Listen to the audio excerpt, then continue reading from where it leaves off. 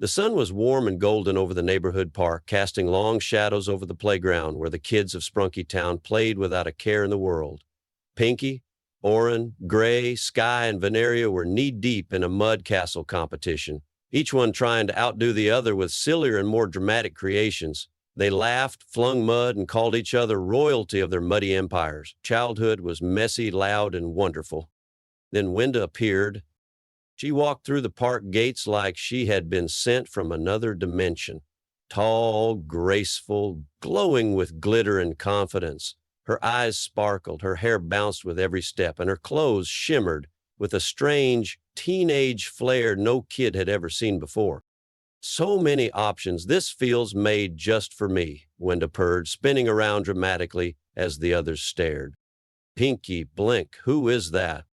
Oren looked up from his muddy masterpiece. Wenda, she used to live here. Gray stood, eyes wide. She's beautiful. The group froze as Wenda approached, her smile dazzling. Hey, kids, she chimed, brushing past them like a breeze. Ready to leave the mud and grow up? The shift was instant. Gray followed Wenda like a puppy, trying to mimic her walk. Sky copied her lipstick. Even Oren began styling his hair like some broody rock star. You got something on your face, Pinki said to Sky, trying to giggle. Sky rolled her eyes. So do you. It's called childhood. Grow up already. Pinki was stunned. By the end of the day, the mud castle was abandoned, and the crew had followed Wenda into the grown-up zone, a flashy tent filled with mirrors, clothes, perfumes, and an ominous humming sound that vibrated with the air of maturity. Pinki sat alone by the sandbox. Wenda's influence grew. The kids changed, not just their looks, but their laughter, their games, even their voices. They talked about image, fame, and being cool. Gray, now nearly unrecognizable, gave Wenda a ring made from wire and plastic gems. It's for you, Wenda, because I think I'm in love. Wenda laughed. Gross, you still halfway kid. But I can help with that. She placed a glowing sticker on Gray's forehead. In a flash, he stood taller, his eyes glossier. Pinki gasped from afar. She tried to talk to them. Do you guys want to build a mudslide again? Oh, Pinki, Sky said, you're embarrassing. We're grown-ups now. Wenda's brainwashing you. Don't listen to her. But even Oren turned away. Sorry, Pinki, it's better this way. And just like that, she was alone. Days passed. Wenda led the teens into a world of illusion. Neon lights, fake parties, dramatic breakups, and makeup tutorials. Veneria, quiet and observant, grew suspicious. She'd seen the way Wenda stared at the mirror when no one was watching, whispering things under her breath. She began following her. Meanwhile, Pinki tried to stay cheerful. She played with dolls, built a new mud kingdom, but no one came. Until one afternoon when she saw the grown-ups fighting right at the edge of the park. Tiring, twisting, thrilling, had become the new playground, but it was only for the mature. You're too tiny, the teen ride operator scoffed at Pinki. Go back to your mud. The teens laughed. Pinki cried. But Veneria didn't. She saw Wenda watching from a distance, not with joy, but with hunger.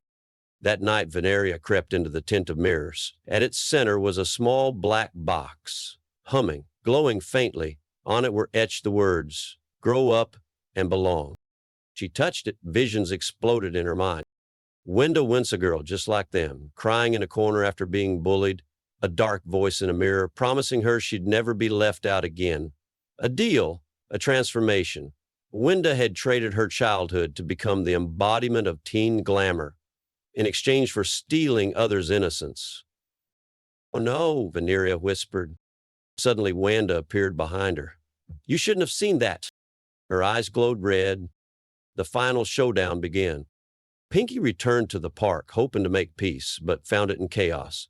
Wenda was levitating, her body cracking with shadow energy, half beautiful, half monstrous. Gray and Sky stood like statues, hypnotized. Oren had passed out. I gave you everything, Wenda screamed. You wanted to grow up, I gave you that. We didn't want to lose ourselves, Pinki cried. Childhood is pain, popularity is power. Wenda's voice fractured like glass. Veneria ran in, holding the black box. This is your cage, Wenda. You're trapped just like us. Wenda lunged. But Pinki stepped forward. She didn't fight, she reached out. Wenda, I'm sorry you were hurt. But hurting us won't make it better. Come back. Be a kid again. With us. A long silence. Tears welled in Wenda's eyes. The shadows faded. The box cracked. Light burst out, engulfing her. When it cleared, Wenda was gone. Gray woke up in Pinky's arms. Did we become monsters? No, she smiled. We just forgot how to play.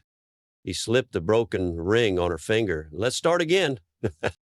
Sky hugged them both. Oren blinked, dazed but smiling. Veneria nodded, satisfied. Together, they ran back to the mud, laughed, played, built castles that didn't need to be perfect. In the shadows, the mirror lay cracked, the voice gone, and above the sandbox, carved into the slide, were the words, "Growing up can wait, friendship can't." That night, as fireflies danced over the mud, Wenda's voice echoed faintly through the wind. Not in malice, but in memory. I wish someone had played with me when I needed it most. And Pinky, looking at the stars, whispered, "We'll never forget again. Not you, not each other." They held hands under the moonlight, kids once more, and for the first time in a long while, happy just to be small, silly, and loved. The following days in Sprunky Town felt like a warm exhale after a long-held breath. Pinky, Gray, Sky, Oren, and Veneria spent their time rebuilding everything that had been lost. Mud Kingdoms returned, laughter echoed through tree branches, and the sandbox had once again become the center of their world. Even the old swing creaked joyfully, as if grateful to be remembered. But something still lingered. At night, when the others had gone home, Pinky would often sit by the cracked mirror at the edge of the park. Its surface, dulled and silent, was now webbed with fractures, like a haunted relic. She could still hear Wenda's voice sometimes, not loud or wicked, but soft, wistful, like a ghost who never got to finish her story. One evening, Pinky brought a small candle to the mirror. She placed it in front of the glass and whispered, "I hope you're at peace, Wenda." Then, from behind the trees, a girl emerged. She wasn't from town. Her hair was tangled in blue ribbons. Her eyes, one green, one hazel, glimmered like oil under moonlight. "Hi," the girl said. "Is this where kids play with monsters?" Pinky stood slowly. "Who are you?" "They call me Nova," the girl replied. "I found this in the woods." She held out a shard of broken glass. It pulsed faintly in her hand, humming with that same strange vibration Pinky once heard in Wenda's tent. Gray, Oren, Sky, and Veneria arrived just as Nova's voice faded. The moment they saw the shard, they stopped. "That's from the Mirror of Belonging," Veneria whispered. "No," Sky said, "we destroyed it." Nova smiled, strange and knowing. "You cracked it, but some things never fully break." That night, strange dreams returned. Pinky saw Wenda standing on the edge of a cliff made of mirror shards, looking down into an abyss of swirling faces. All children who once wanted to grow up too fast. Wenda reached out toward Pinky, but instead of fear or fury, her eyes asked for help.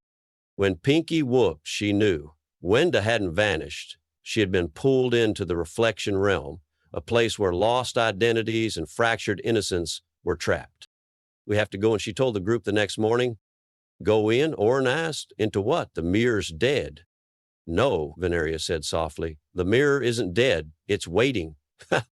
With Nova's shard acting as a key, the children gathered around the mirror at dusk. It pulsed once, then split open like a wound.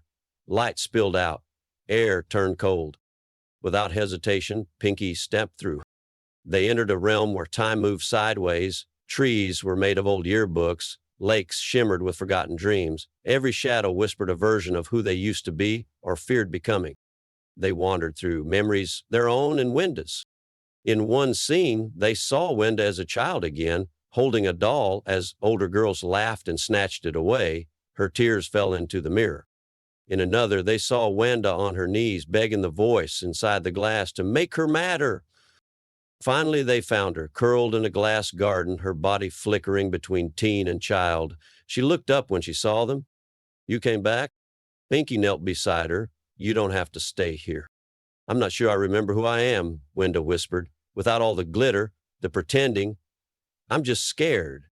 Gray stepped forward. "We're scared too, but we don't run from it. We play through it."